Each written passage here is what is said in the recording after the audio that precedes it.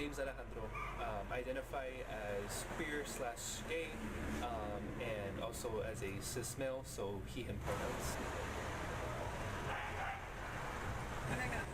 So it was about 3 times. It was once in 5th grade.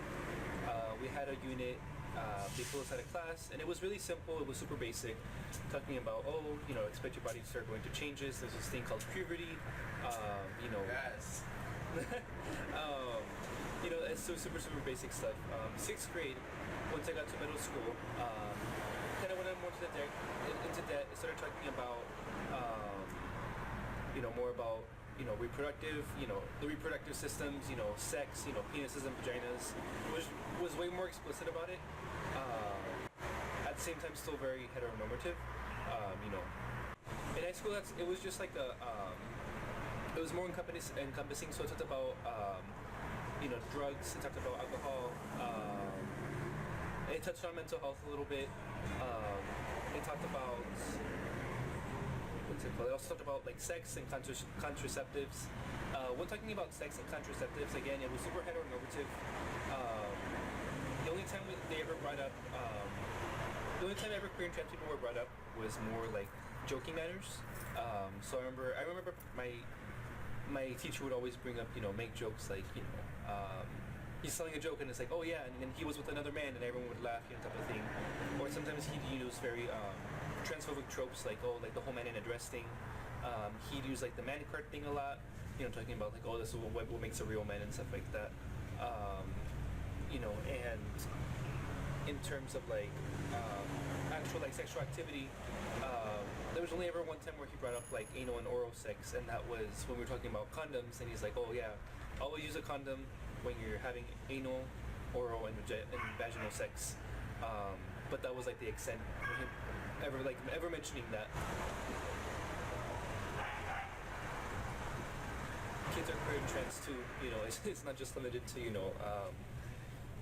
teenagers and older generations. Growing up, we're not exposed to anything, through the mainstream media or, through sometimes even our parents or, in our household. We're never exposed to anything, any culture, any like history about queer and trans folks, let alone, in sex ed, as it is now, we don't learn about, how to have, we don't know how to have safe sex, as queer couples, we don't have, or as trans couples, It's very common for us to have to go online, have to look, a lot of us learn it through porn, learn it through like Tumblr, through like movies, media, different things. And that can be really dangerous because, again, like those things, that content isn't made for, sex education. First, we exist, we're part of the society, and second, throughout history, we've done so much, for the society, again, we learn about the civil rights movement, to an extent. We know the names of, civil rights leaders, of, United Farm Worker leaders and stuff like that, but, there's always that erasure, even when learning about ethnic studies of queer and trans, activists or, political figures from, throughout history. Like you said, no one knows, who Martha Johnson, Sylvia Rivera. So it's important for youth to know about, to learn about queer and trans history, because it's one step towards, really valuing our presence in the society. Again, queer and trans people have been a part of the society, a part of, history. We have made contributions to the society.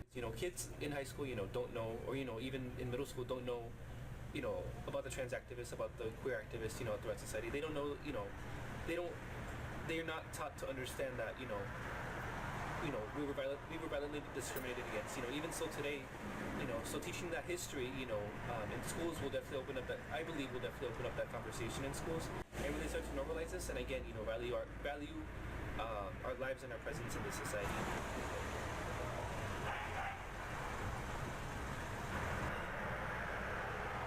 There was one time where I was followed. It was late at night in a parking structure, and I was followed up like 3 different stories, like in a car. It was like a big ass truck of like a bunch of redneck ass, dudes, who were just screaming out the window like faggot, faggot, they would follow me up the entire, as I was going up the stairs. They would catch me around to the next one. Honestly, when I watched the videos, when I went to the meeting, I really just want to break down and cry, because it really gives me it it takes me back to that time in high school, you know, where it was such a terrifying time, you know, trying to come to terms with my identity. It's just like I don't know how to describe it. It's just such a shitty. It's just like my heart drops. Like it's just a shitty thing to like have to watch and have to hear. How does it make you feel about the kids who have to go through this now? I'm terrified for them. I was terrified, you know, going through it myself. You know, I can't imagine, you know, what they're going through. You know, especially again, I had the experience as a cis, you know, male. So it's like, you know, I'm thinking about, you know, other folks, you know, and other, you know, other intersecting identities too, you know, how it is for them.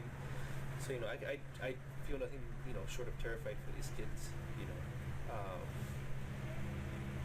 Yeah, I guess that's it.